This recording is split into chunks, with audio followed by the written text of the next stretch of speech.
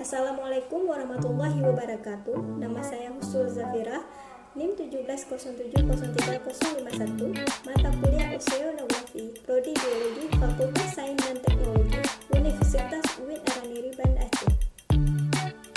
Baik, saya akan menjelaskan webinar tugas alga laut yang berjudul Bahan Aktif Laut dari Marine Alga. Yang pertama, materi 1 berjudul Potensi rumput laut sebagai obat penyakit neogeneratif berdasarkan aktivitas neotropiknya. Rumput laut adalah organisme autotrof yang tidak memiliki organ dengan perbedaan usia nyata. Rumput laut merupakan tumbuhan tingkat rendah yang dikelompokkan ke dalam talupita, tidak memiliki diferensiasi organ, tidak mempunyai akar, batang, dan daun sejati. Organisme yang sederhana yang hidup melekat justru banyak menyimpan potensi karena memproduksi bahan-bahan aktif untuk menghadapi stres lingkungan. Potensi yang pertama untuk dikembangkan sebagai sumber penghasil bahan aktif karena rumput laut mudah dibudidayakan. Yang kedua, rumput laut sebagai organisme autotrof sebagai peran penting untuk penyerapan karbon dioksida.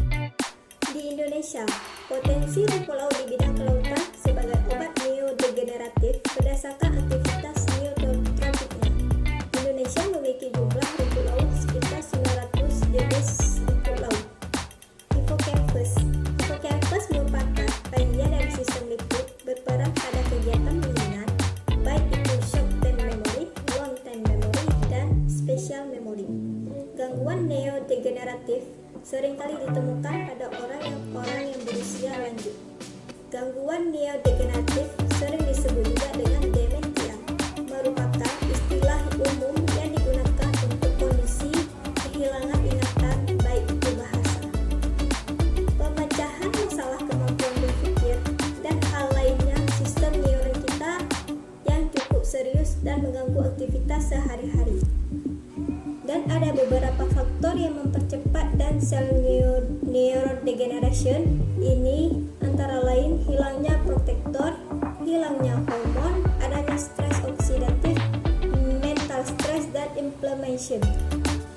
Oleh karena itu, rumput laut memiliki potensi yang besar untuk digunakan sebagai lindungan saraf atau disebut sebagai neuron protektif. Rumput laut yang memiliki neuron protektif dapat dikembangkan sebagai obat-obatan dan makanan fungsional untuk mengatasi penyakit neodegeneratif.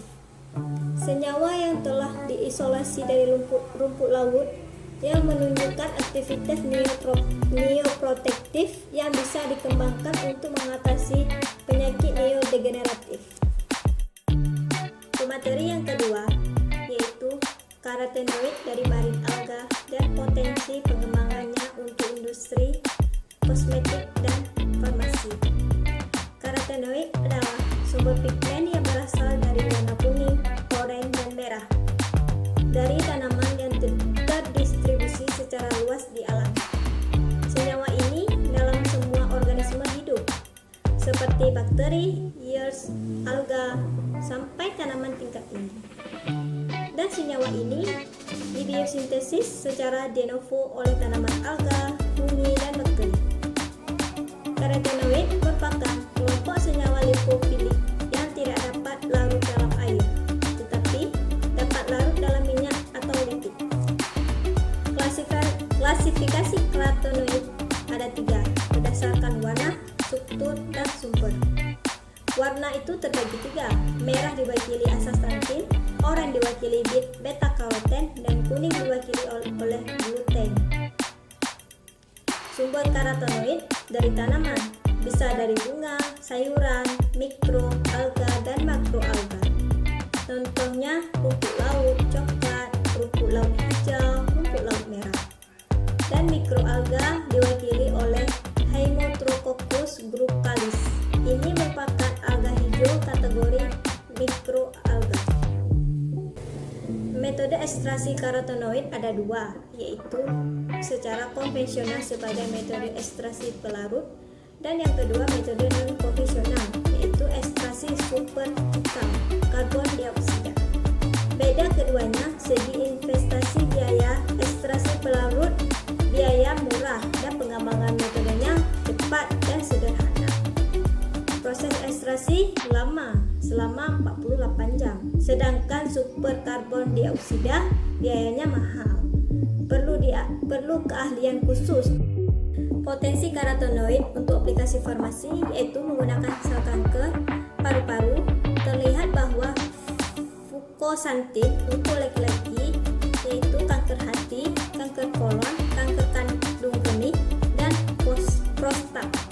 Sedangkan untuk wanita biasanya kanker payudara, leukemia, dan kanker serviks serta kanker kulit. Aplikasi karotenoid pada industri kosmetik dan farmasi yaitu beta-karoten, fucosantin, dan aksasantin. Pemateri yang ketiga yaitu phycobiliprotein dari alga merah sebagai pewarna alami. Yang pertama, komponen warna merah dan oranye itu bisa langsung diserap oleh air di permukaan sehingga tidak dapat menembus kedalaman air. Hanya sinar biru dan hijau yang bisa menembus kedalaman air laut. Kondisi yang ini dimanfaatkan oleh alga merah. Alga merah hidup di perairan di dalam. Pada dasarnya, di dalam sel alga merah itu terdapat pestisida sebagai salah satu organel sel yang berfungsi pada saat proses fotosintesis.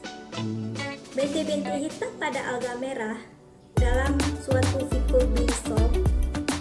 Phycobilisom terdiri dari kompleks protein berwarna terdiri dari 3 jenis pigmen, dan pigmen dikategorikan sebagai phycobiliprotein.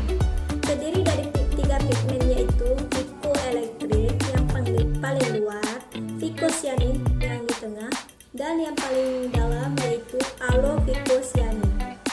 Fungsi phycobiliprotein sebagai pigmen aksesoris yang membantu fungsi klorofil A menyerap sinar matahari untuk melakukan proses fotosintesis. Ekstraksi tergantung spesies makroalga merah yang diperoleh maupun mikroalga. Makroalga merah memiliki dinding sel yang cukup tebal. Beberapa penelitian memecahkan dinding sel dengan metode fisika sel maupun enzimatik. Proses ekstraksi bisa memanfaatkan proses meseri selama 24 jam. Proses pemurnian bisa beragam dan akan berpengaruh pada indeks kemurnian dari phycobiliprotein yang kita peroleh. Kekuatan pewarna alami yaitu nilai nutrisi ramah lingkungan dengan menggunakan bahan kimia yang ramah lingkungan dan tidak beracun dan non-karsinogenik.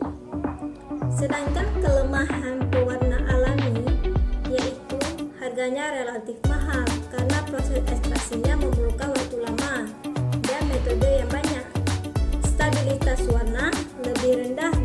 Stabilitas warna phycobiliprotein terhadap paparan fisika maupun kimia yaitu dengan pH netral bisa di suhu yang lebih tinggi. Sekian dari paparan webinar tugas alga laut saya. Lebih dan kurang saya mohon maaf. Assalamualaikum warahmatullahi wabarakatuh.